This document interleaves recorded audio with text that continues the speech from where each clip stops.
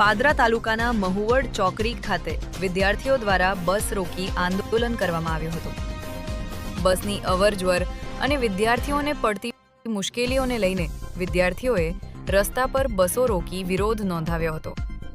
ઘટનાને પગલે સ્થળ પર લોકોની ભીડ એકત્ર થઈ હતી.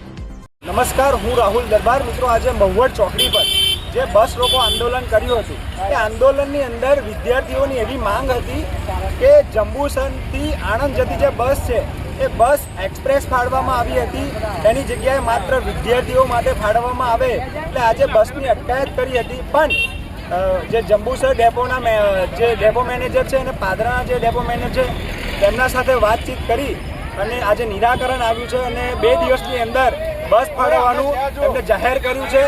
સૌ સાથી મિત્રોએ સહકાર આપ્યો બદલ તેમનો ખૂબ ખૂબ આભાર. અને સૌ વિદ્યાર્થી મિત્રોને પણ કહેવા માગું છું કે એકતા શક્તિ એ જ મહત્વની શક્તિ છે અને આપણે સૌ ભેગા મળીએ તો કંઈ પણ કામ થઈ શકે છે.